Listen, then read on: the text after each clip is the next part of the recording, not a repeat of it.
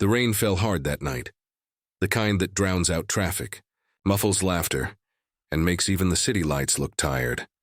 Inside a cramped, dimly lit apartment, a single slice of chocolate cake sat untouched on a plastic plate. 6 candles had burned halfway before melting into puddles of wax. The cheap paper Happy Birthday banner sagged in the middle, as if it too had given up.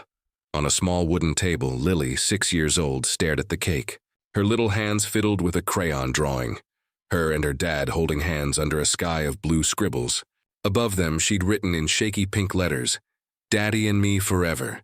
But the chair across from her was empty. The clock on the wall blinked 9:47 p.m.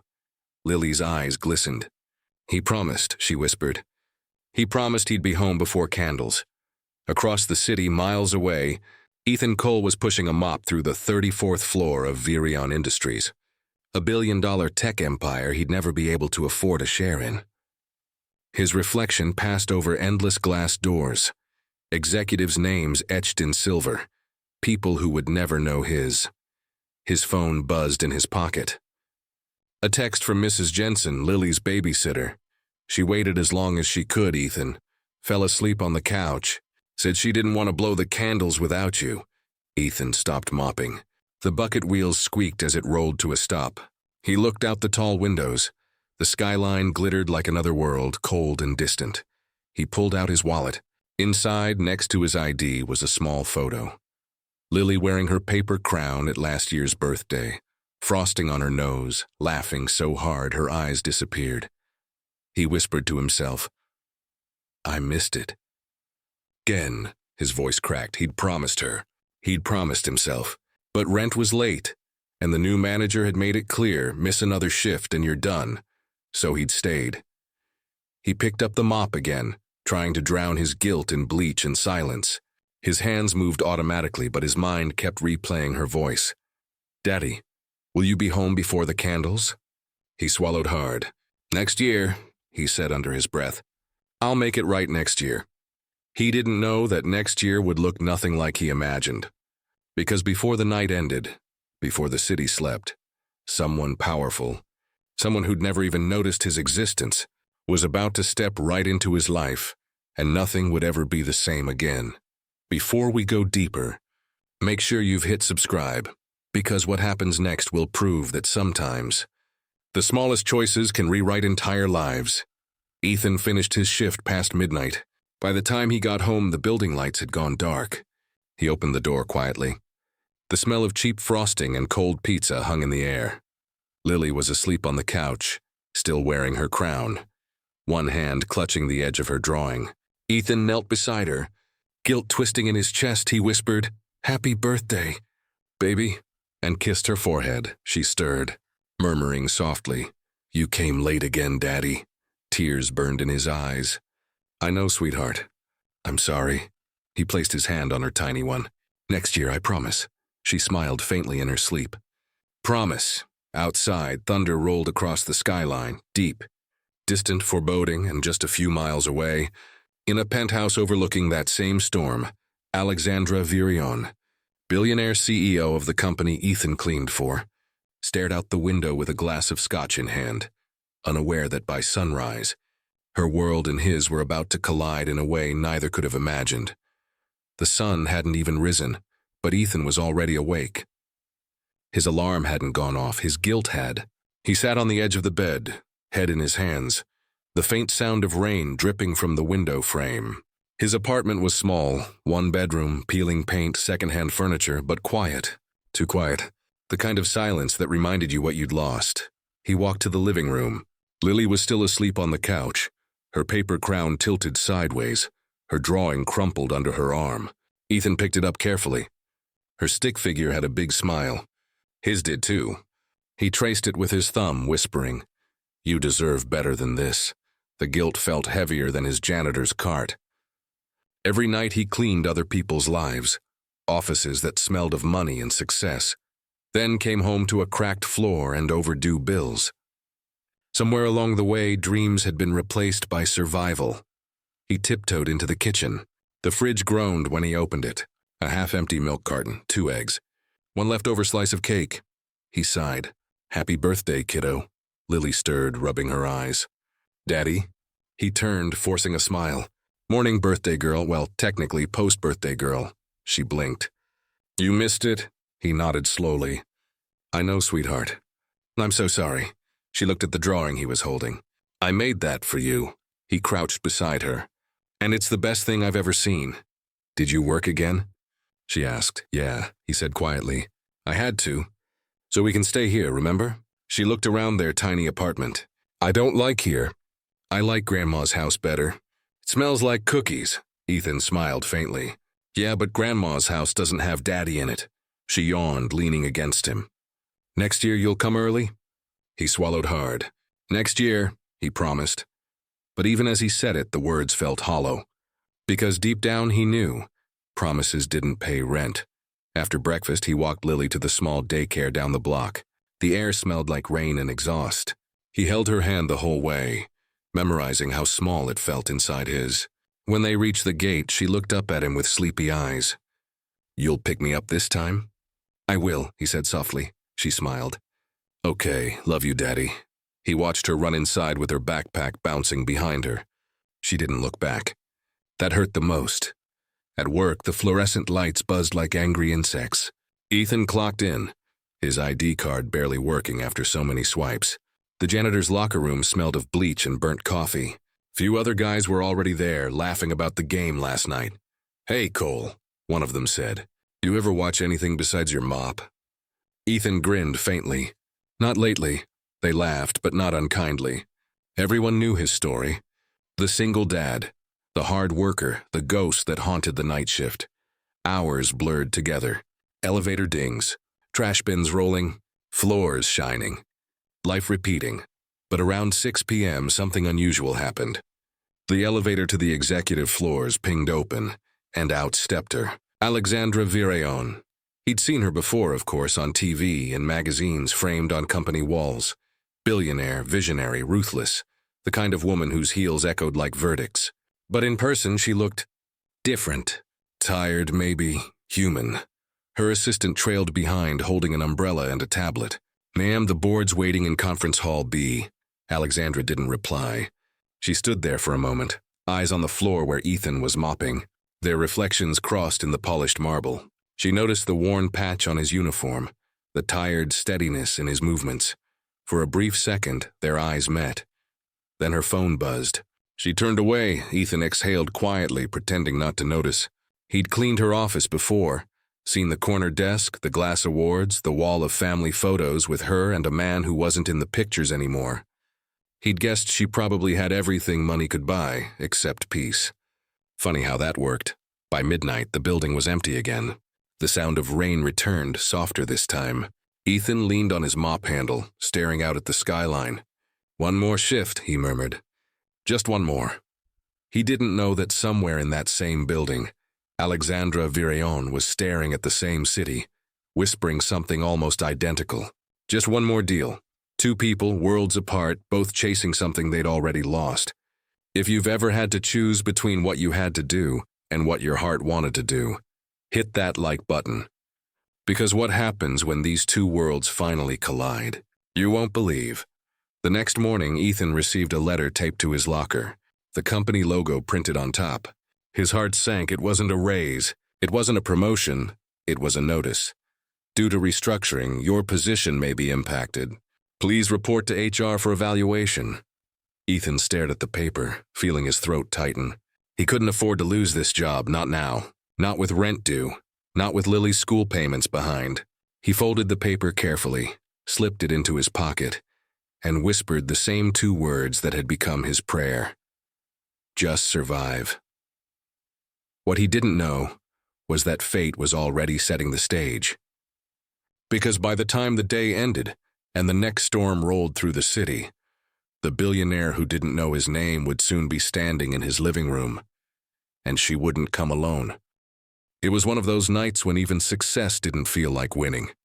The rain had slowed, but the city outside Alexandra Virayon's penthouse looked cold, distant, like a glittering kingdom she couldn't touch. She stood barefoot in her living room, the lights dim, a glass of scotch in her hand. The TV played on mute in the background, some late-night financial show discussing her company's recent, aggressive expansion. She smirked bitterly. Aggressive. That's what they called it when you sacrificed sleep, love, and family just to stay on top. Her phone buzzed. An email from the board. Need confirmation for tomorrow's investor meeting. Do not be late. She didn't even open it. She already knew what it said. Be perfect, be early, be flawless. The world expected nothing less.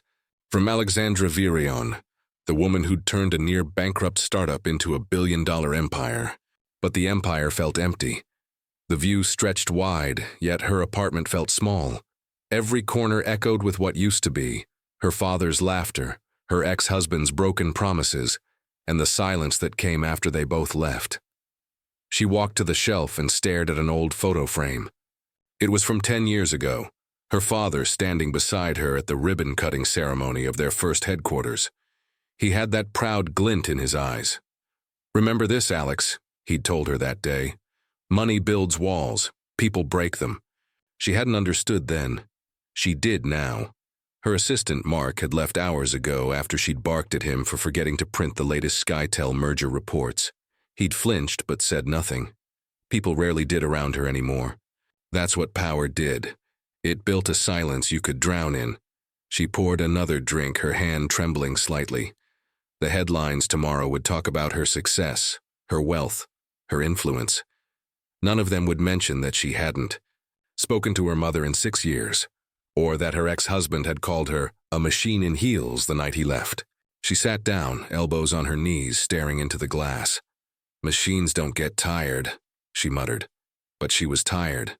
Tired of being right. Tired of being alone. Tired of pretending that perfection was peace. Her phone buzzed again, a new message. This time from an unknown number. "Miss Virion, this is your mother's nurse. I'm sorry to inform you she was taken to the hospital tonight." The glass slipped from her fingers and shattered on the marble floor. For a few seconds, she couldn't breathe. Her chest tightened, memories flashing. Her mother's smile, her soft hands, the way she used to braid Alexandra's hair before school. They hadn't spoken in years, not since Alexandra accused her of holding her back for wanting to stay in the old neighborhood. She'd told her she was done with small lives, small dreams. Now small was all she wanted. She grabbed her coat and keys and ran to the elevator. By the time she reached the parking garage, her driver was already waiting. "Ma'am, where to?" "St. Vincent's Hospital," she said sharply, though her voice wavered. The city blurred past as rain streaked down the windows. Her phone rang. Mark again. She ignored it. She didn't care about the meeting tomorrow or the reports or the image anymore. She just wanted her mother to open her eyes and say her name. When she arrived, the fluorescent hallway lights hit her like interrogation beams. The nurse recognized her immediately. "Miss Virion, your mother had a mild stroke, but she's stable. The doctor will speak with you shortly." Alexandra exhaled, relief flooding her, but it didn't last long. She entered the room quietly. Her mother lay asleep, frail, with silver hair spread against the pillow.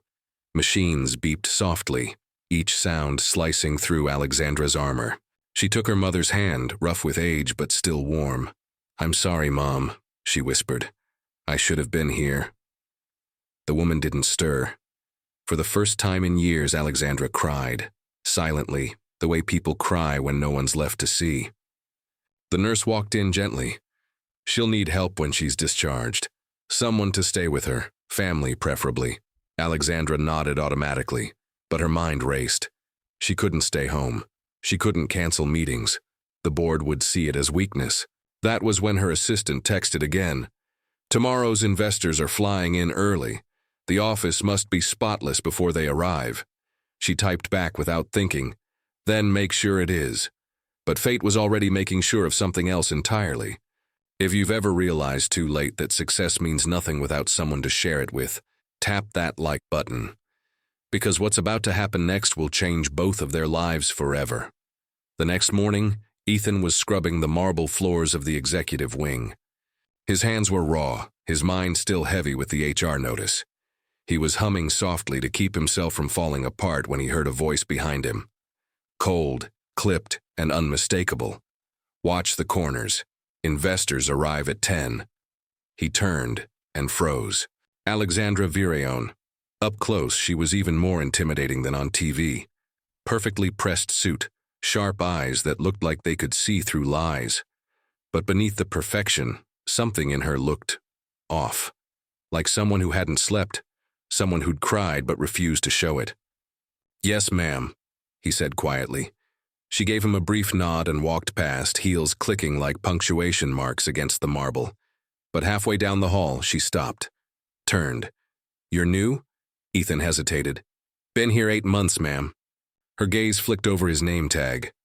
"Cole, right. Just keep the place looking like money walks through it." "Yes, ma'am." She disappeared into her office, and Ethan exhaled slowly. He'd seen her before, but this was the first time she'd spoken to him.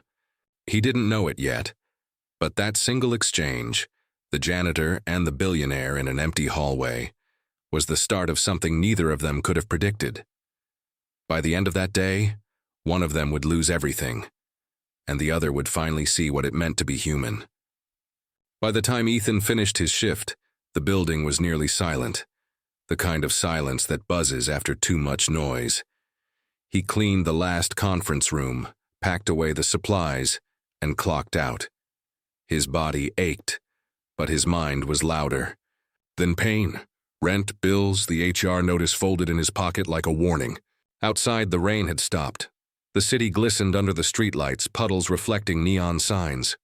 Ethan's old pickup coughed twice before starting. He leaned back in the seat, exhaled, and whispered to himself, "You did what you could." But guilt didn't listen. It sat beside him, quiet and heavy. The drive home was long. He stopped at a 24-hour diner to grab milk for Lily. The cashier smiled politely, but he barely noticed. All he could think about was his daughter's face when she'd said, "You missed it." When he reached his apartment building, the hallway lights flickered. 3rd floor, room 3B. The same smell of damp carpet and someone's burnt dinner. He slid his key into the lock, but froze. There was a shadow under the door. He frowned. The babysitter wasn't supposed to be there this late. He turned the knob slowly. The door creaked open, and there she was. Standing in the middle of his living room, wearing a dark trench coat still glistening with rain, was Alexandra Virion. Ethan blinked. Once. Twice. "What the?" She turned. "Mr. Cole?" He nearly dropped the milk. "Miss Virion, what are you? How did you?" She raised a hand slightly. "I know this looks strange, but I didn't know where else to go." He stared at her. "You broke into my apartment." "The door was unlocked," she said flatly. "Technically not breaking in." He frowned harder. "You're the CEO of a billion-dollar company. You have security teams, bodyguards, penthouses. Why are you in my apartment?" Her voice was calm, but her eyes weren't. "Because someone tried to kill me tonight." The words hit him like a slap. She looked around the room, peeling paint, kids' drawings on the wall, the sagging couch. "I know you work for me. I've seen you. You're quiet, careful. I remembered your name." He was too stunned to speak. "You're saying someone tried to—" "Yes." She stepped closer. "In my parking garage. 2 men, masks. They were waiting near my car. I got away, but I can't go home. Not yet." Ethan's brain was still catching up. "Why here?" "Because," she said softly, "you're invisible. No one would look for me here." That stung more than he wanted it to. Lily stirred on the couch behind him, rubbing her eyes. "Daddy?" Alexandra froze. Ethan turned. "Hey, baby, it's okay. Go back to sleep." She sat up instead, blinking at the stranger in her living room. "Who's that?" Alexandra knelt slightly, softening her voice. "Just a friend of your dad's, sweetheart. I had car trouble." Lily tilted her head. "You're wearing fancy shoes for car trouble." Ethan almost smiled. "Go on, pumpkin. Bedtime."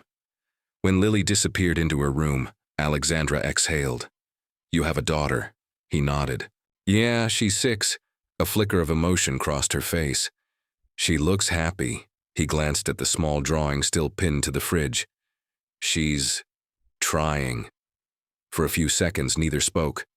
The only sound was the hum of the old fridge. Then Ethan said quietly, "You should call the police." "I did," she said. "They'll handle the investigation. But whoever sent those men, he's close. Someone inside my company. I just need a few hours to think." Away from everything, he hesitated.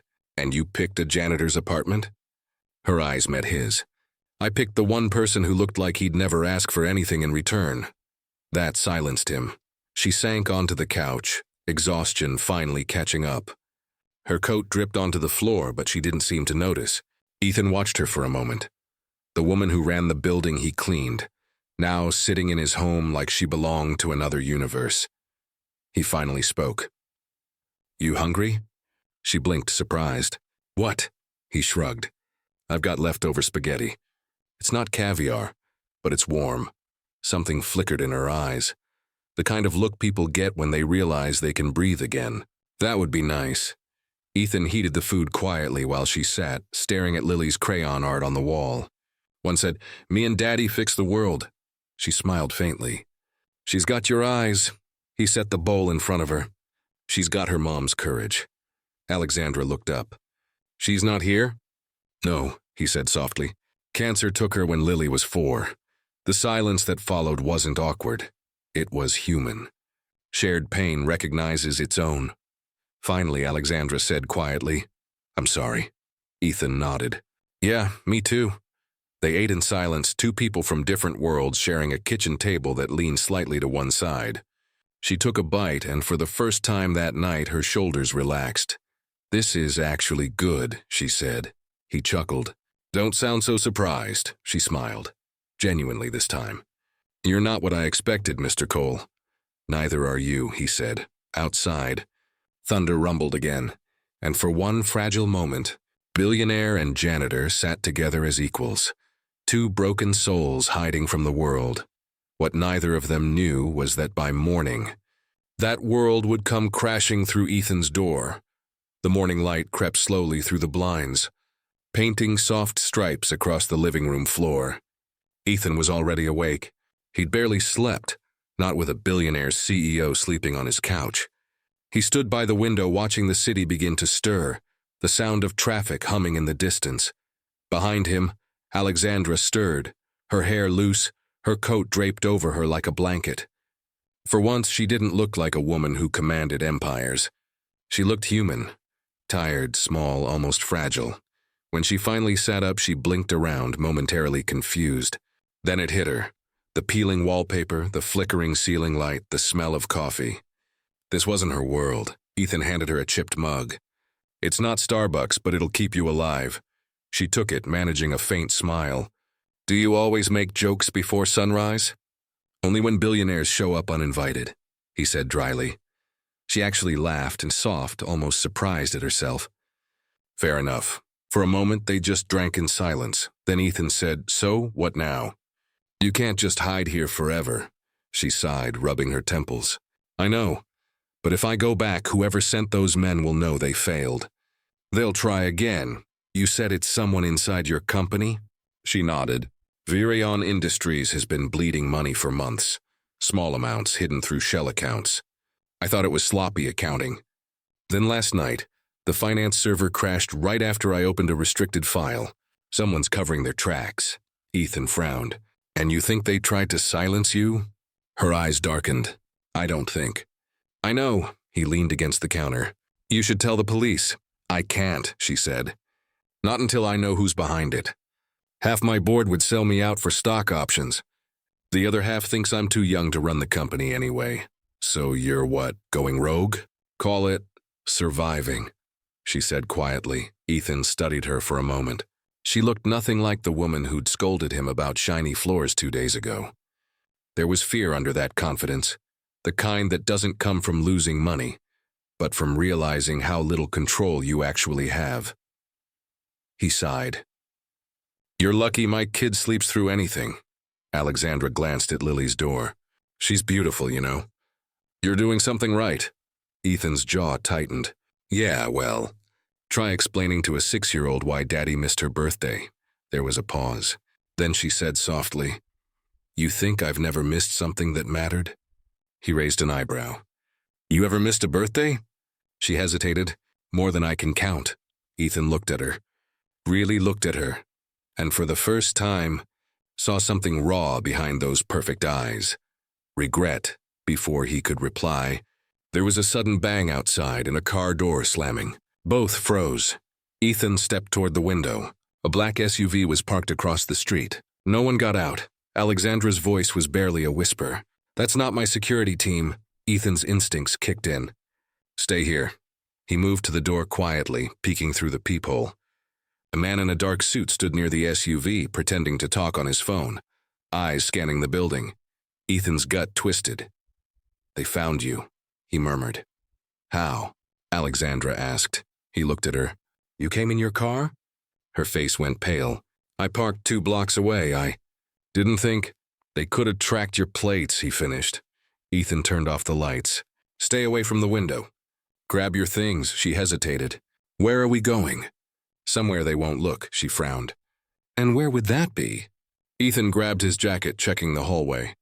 The basement, she blinked. Excuse me? He looked over his shoulder. You think janitors don't know hiding spots? I've been fixing that building for months. I know where to disappear. Something in his tone made her follow without another word. Downstairs, the building smelled of dust and concrete. The basement was half storage, half relic. Old bikes, boxes, rusted pipes. Ethan led her to a maintenance door. Inside was a narrow corridor with flickering bulbs. Alexandra's voice echoed softly. You hide here often? He smirked faintly. Only when rent's due. She almost smiled, despite everything. They stopped at a locked metal door. Ethan pulled a small ring of keys from his pocket. Perks of cleaning every inch of this city. The door creaked open. It was a small boiler room, warm and dim. Alexandra stepped inside, exhaling shakily. This is insane. Welcome to my world, Ethan said. He shut the door quietly, then looked at her. They won't find you here. She sank onto an overturned crate, staring at the floor. I can't believe this is happening. He leaned against the wall. Believe it. People do crazy things for money. She looked up, eyes sharp. You sound like you know something about that. He shrugged. When you've cleaned enough boardrooms, you hear things. Secrets echo louder on marble floors. Her gaze narrowed. What have you heard? He hesitated. Couple of months back, I was cleaning the 28th floor. Late night. Thought everyone was gone. Heard your CFO, what's his name, Brennan, arguing with some guy on the phone. He said she won't find out. By the time she does, we'll be gone. Sounded nervous. Alexandra's pulse quickened. Richard Brennan, she whispered. He's been managing all the offshore accounts. Ethan nodded slowly. Guess he's managing more than that. She stood, pacing. That makes sense. He's the only one with full access to the financial network. But if he's behind this, then you're his biggest problem. Ethan finished. Their eyes met. 2 people on opposite ends of power. Now trapped in the same corner, he said quietly. You can't go back there. She shook her head. I have to. I built that company. I'm not letting him take it from me. He stepped closer. If you walk back into that building, you won't make it out. Her voice dropped. Then come with me. Ethan froze. What? You know that place better than anyone. The maintenance routes, the service elevators. You can help me get in without being seen. He stared at her like she'd lost her mind. You're asking a janitor to help you break into your own company? I'm asking someone I trust, she said. That word, trust, hit harder than it should have. He hesitated, then nodded. Fine, but if this goes south, you're explaining it to my kid. Her lips curved into the faintest smile. Deal. Outside, thunder rumbled again, as if the city itself was warning them. They didn't listen, because for the first time, the janitor and the CEO were on the same side, and by the time the sun rose again, one of them would owe the other their life. The city was still asleep when Ethan's old pickup rolled to a stop outside the Virion Industries tower. The massive glass building loomed above them like a sleeping giant, cold, silent, and dangerous. Streetlights reflected off the windows, cutting through the early morning fog. Alexandra sat in the passenger seat, her hair tied back, wearing Ethan's spare hoodie over her silk blouse. For the first time, she looked like she didn't belong to the world of penthouses. She looked like she belonged to the street. Ethan killed the engine. You sure about this? Alexandra nodded. If Brennan's moving money, there'll be proof on the internal servers. I just need 5 minutes in my office. Ethan glanced up at the building.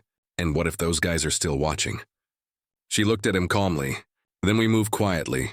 He shook his head with a faint smile. You're more fearless than smart. Story of my life, she said. They slipped out of the truck and crossed the street.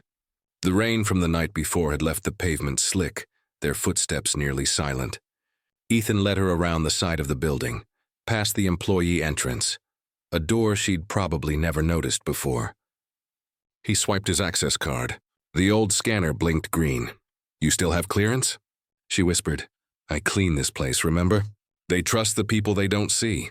The door clicked open and they stepped inside. The service corridor smelled like metal and disinfectant. It was narrow, lined with pipes and electrical panels. The hum of machinery filled the air. Alexandra's eyes darted around. This is what it looks like underneath the company I built? Ethan gave a short laugh. Every empire has a basement. They moved carefully through the maintenance hallways. Every turn, every corner, Ethan knew by heart. He led her through back corridors, past storage rooms, and up a service elevator that groaned with age. When they reached the 34th floor, her floor, the hallway was dark. The cleaning lights flickered, casting long shadows on the walls. Ethan motioned for her to stay close. Her office door stood at the end, the glass etched with her name. Alexandra Virion, Chief Executive Officer. She stared at it, her reflection fractured by the glass.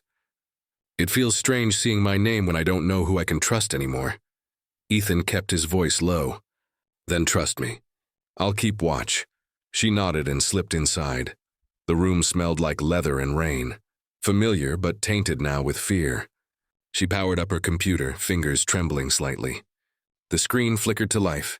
Password prompt. She entered it. Wrong. Her heart skipped. Tried again. Wrong. Her pulse quickened. He changed it. Outside the office, Ethan listened. The faint hum of the building, the distant sound of the city waking up. And then something else. Footsteps. He turned sharply. 2 shadows moved at the far end of the hallway. Slow, deliberate. Ethan ducked inside the office. We've got company. Alexandra looked up. How many? 2 that I can see. Maybe more. Her eyes darted to her desk. There's a backup drive in the cabinet, encrypted. It has financial logs for the last 3 months. He crouched, yanked the drawer open. Papers, cables. Then, a small black drive. He handed it to her. The footsteps grew louder. Ethan scanned the room. We need another way out. There's a private exit through the conference room, she said. But it locks from the inside. Then we make it quick. They slipped out through the side door just as the office door swung open behind them. Flashlight beam cut across the room. Check the office. A man's voice hissed. Ethan and Alexandra crouched behind the hallway partition, moving silently toward the stairwell. The sound of footsteps echoed closer.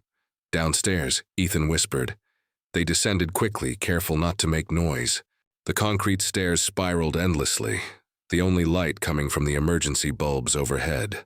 Halfway down, Alexandra's phone buzzed. She froze, pulling it out. One new message, no name. Just 3 words. You should have stayed dead. Her blood ran cold.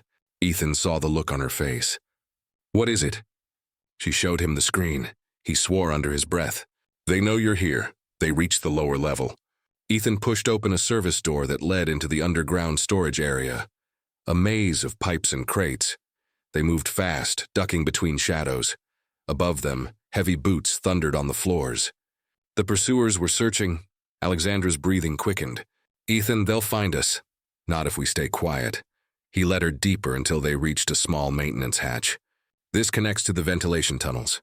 Leads out behind the loading docks. She stared at the narrow opening. You're kidding. He gave a half smile. Welcome to the janitor's life. Without another word, she climbed in.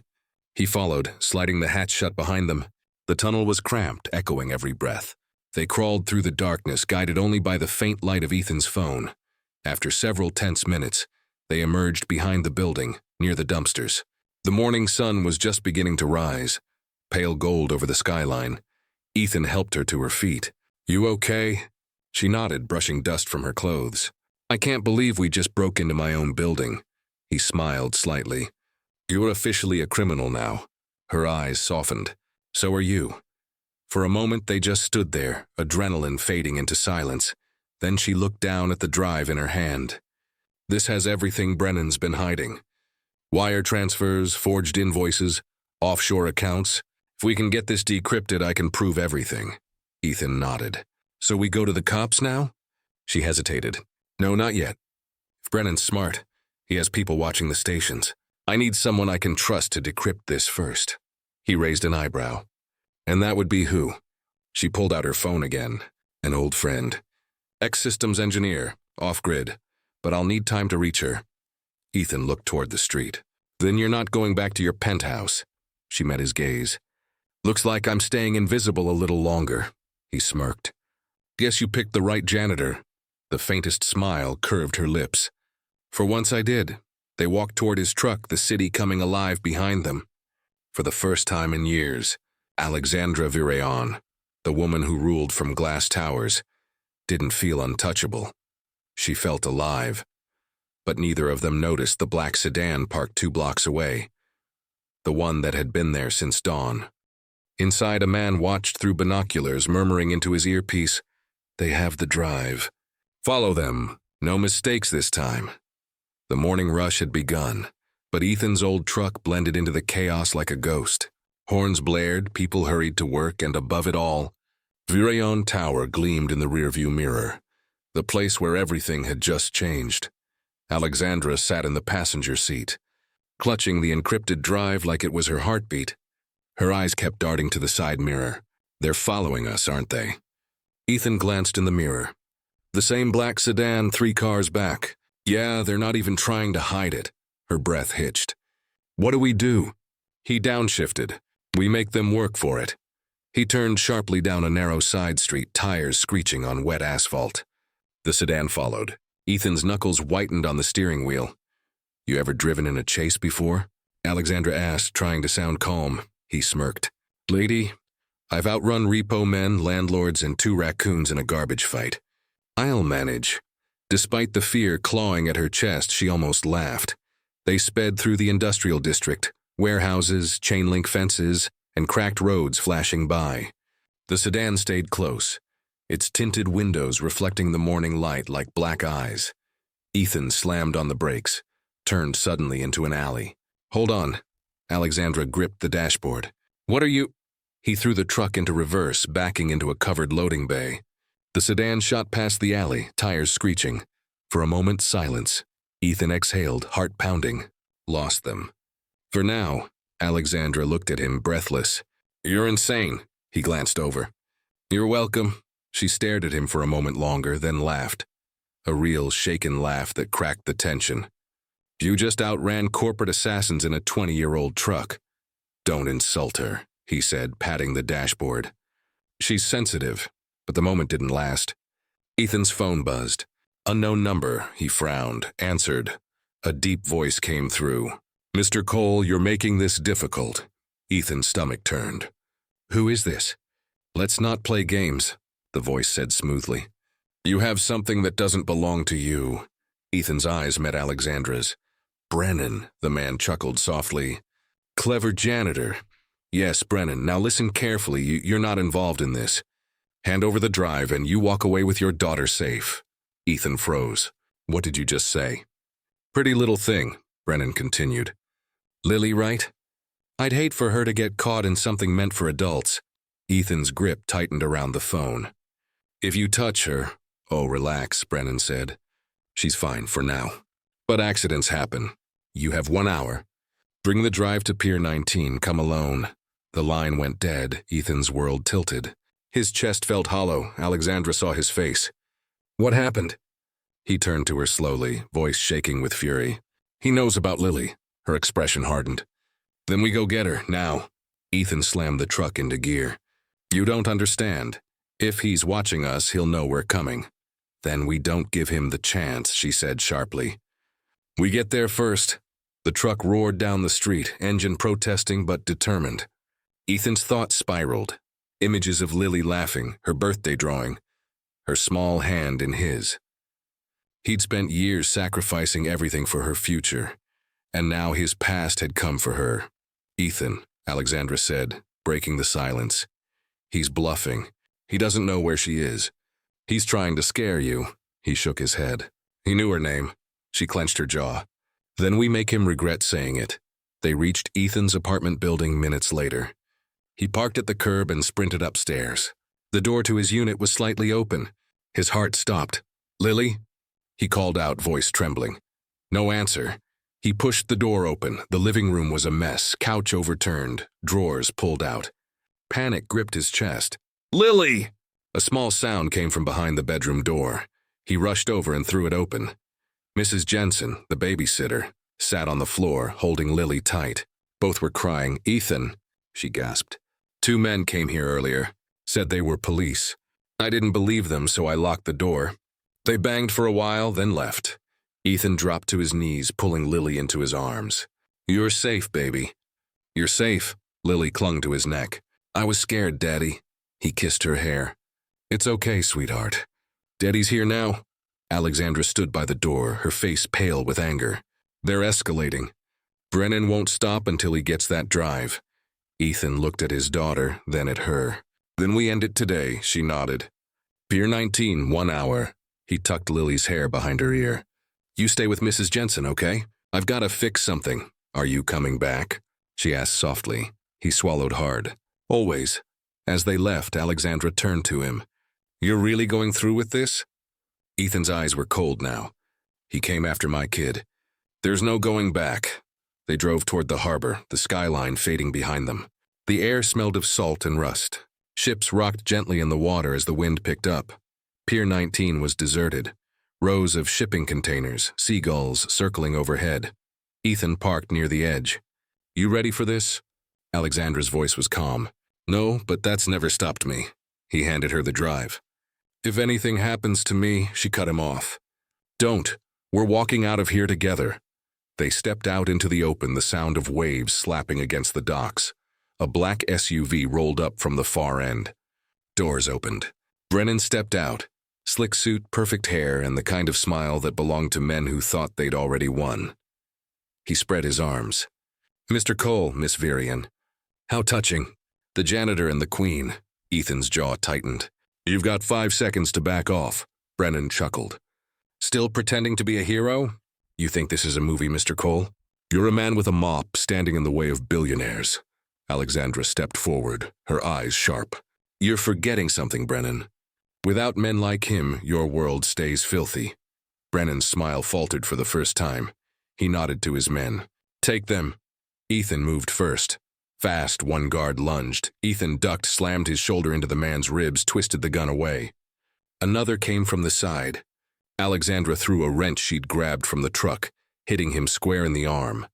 Chaos erupted. Shouts, gunfire, the echo of metal on metal. Ethan grabbed Alexandra's hand. "Run!" They bolted between the containers, footsteps pounding behind them. Bullets sparked off steel walls. Alexandra gasped. "Where are we going?" "Somewhere they can't follow," he said. They reached the far end of the pier, where the water churned against the rocks below. Ethan looked around, no more exits. Just the ocean. Behind them, Brennan's voice echoed. "Nowhere left to run, Mr. Cole." Ethan turned, eyes blazing. "You're right." He grabbed Alexandra's hand tighter now and jumped. The world tilted into chaos, cold water, muffled sound, the taste of salt and fear, then silence. The black sedan's headlights reflected off the waves as Brennan watched, jaw tight. "Find them," he said. "Now." But beneath the surface, 2 figures drifted out of sight, carried away by the current toward something neither of them saw coming. The ocean swallowed them whole. Cold water burned Ethan's lungs as he fought the current, kicking hard until his chest screamed. He tightened his grip on Alexandra's hand, pulling her upward toward the faint shimmer of light. They broke the surface together, gasping for air, waves crashing around them like thunder. "Swim!" he shouted over the roar of the wind. Alexandra coughed, shivering violently. "Where?" He pointed toward the distant pier lights fading behind them. "There, the drainage tunnel." They swam, every stroke heavier than the last. The current dragged them sideways, slamming them against the rocks, but Ethan didn't stop. He couldn't, not after everything. Not when Lily's face was still in his head. Finally, they reached the concrete tunnel that jutted from the shoreline. He grabbed the rusted grate, heaved it open, and pulled her inside.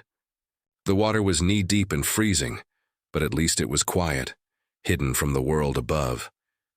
Ethan collapsed against the wall, chest heaving. "You okay?" Alexandra nodded weakly, hair plastered to her face. "Remind me to never take swimming lessons from you." He laughed breathlessly. "Noted?"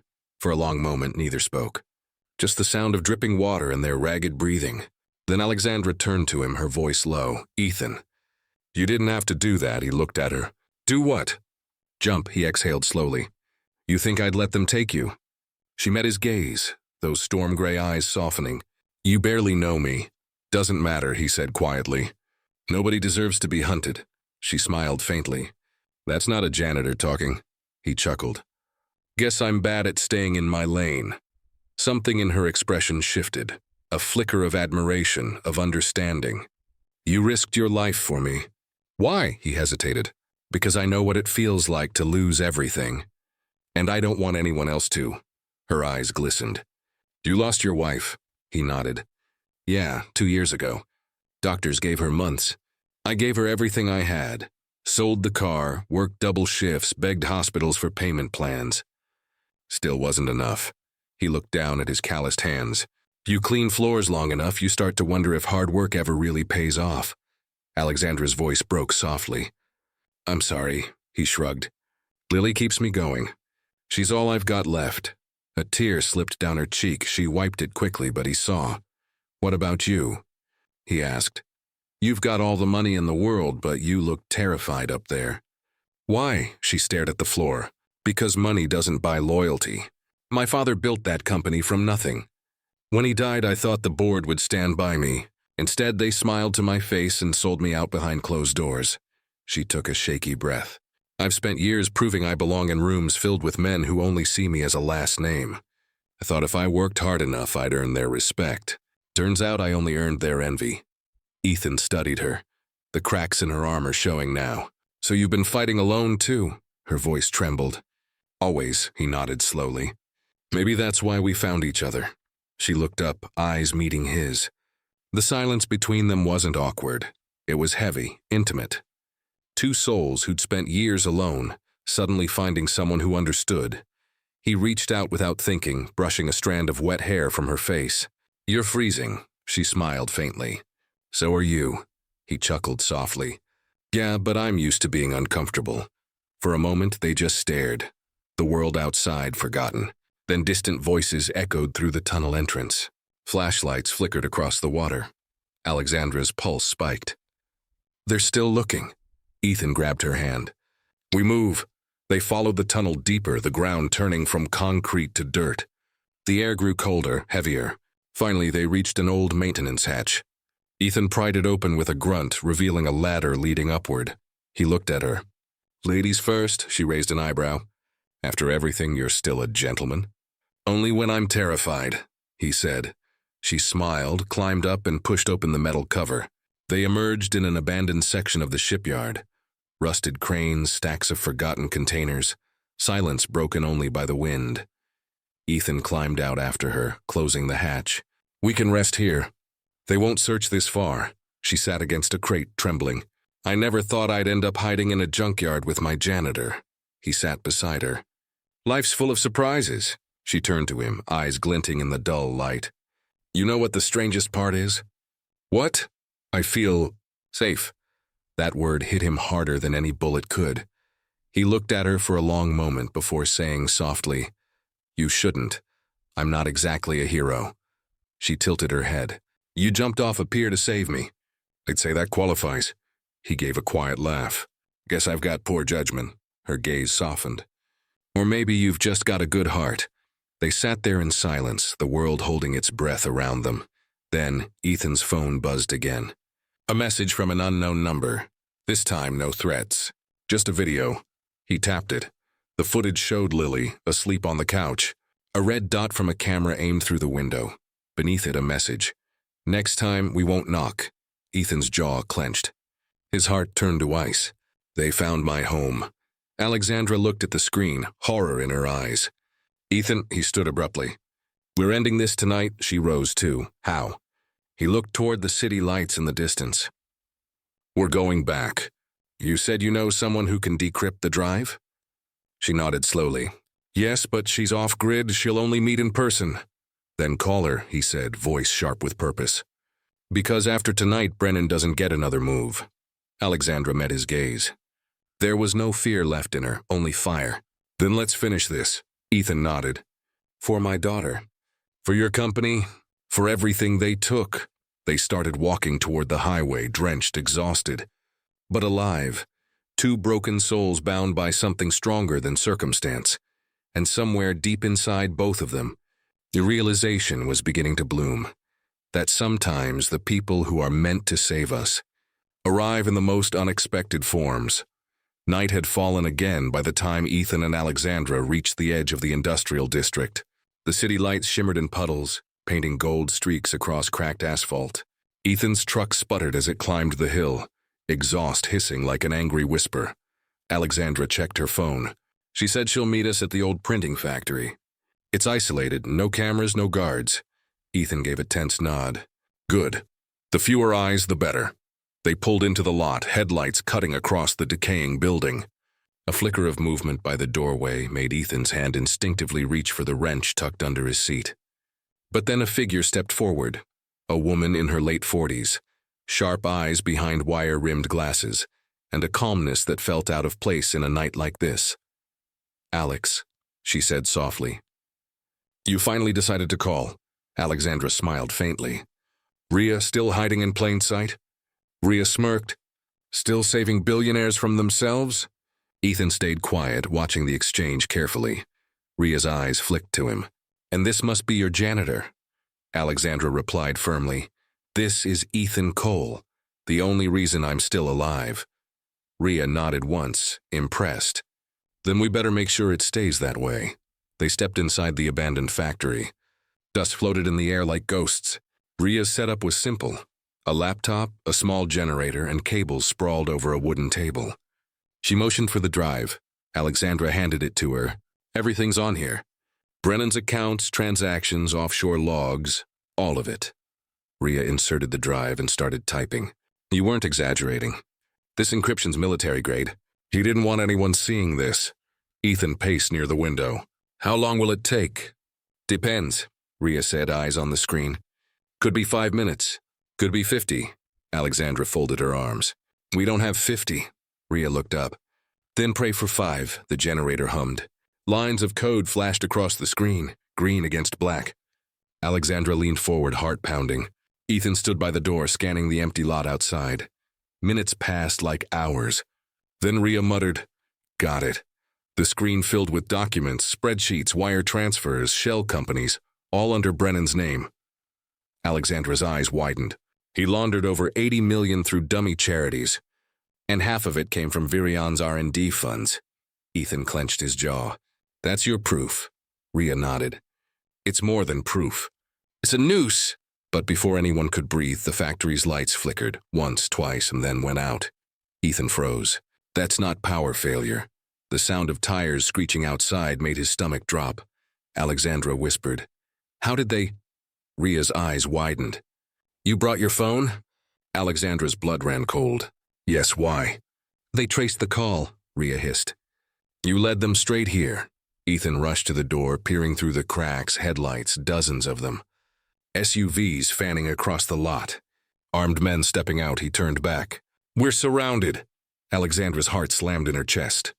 Can we erase the data? Rhea unplugged the drive. No time.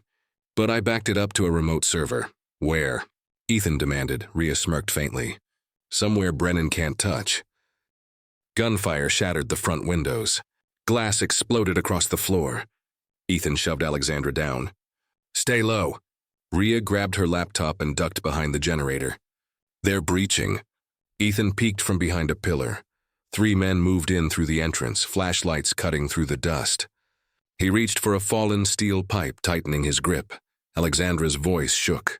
There's too many. Ethan's voice was calm, almost steady. Then we make them count. The first man rounded the corner. Ethan swung hard, the pipe connecting with his shoulder. The man dropped. Another rushed forward, firing blindly. Bullets tore through the air, sparks flying off metal beams. "Back exit!" Rhea shouted. Ethan grabbed Alexandra's hand and sprinted toward the rear. They ducked behind crates as bullets ripped through the walls. Rhea followed, clutching her laptop. They burst through a side door into the alley, rain pouring again, washing blood and dust from their faces. Ethan turned back to cover them. "Go," Alexandra hesitated. "Not without you." He fired the stolen handgun once, hitting the floodlight overhead. Darkness swallowed the alley. "Go, Alex." Rhea pulled her forward. "He'll catch up." They ran across the street to a parked van, Rhea's. She jumped in, started the engine and slammed the gas. Through the shattered glass, Alexandra looked back. Ethan was still fighting in the doorway, outnumbered, outgunned. Her voice broke. "Stop the van." Rhea shouted. "He told us to go!" "Stop the damn van." Rhea skidded to a halt. Alexandra flung the door open, jumped out, and ran back into the rain. She reached the factory entrance just as a second explosion tore through the building, the shock wave throwing her to the ground. "Ethan!" She screamed. Smoke billowed from the doorway. Flames licked the rafters, painting the sky orange. Rhea ran to her, dragging her up. "We have to move." Alexandra's eyes were wild. "He's in there." Rhea grabbed her shoulders. "If we stay, we die too." Another explosion sent sparks raining down. Alexandra choked back tears, clutching the drive Rhea had saved. "He saved us again." Rhea's voice was low, urgent. "Then make it mean something. Get that drive to the press. Expose Brennan." Alexandra looked back at the burning factory, the place where she'd found both her proof and her loss. Her voice trembled. "He promised he'd always come back." Rhea didn't respond. She just pulled her toward the van. "Let's make sure his daughter knows why."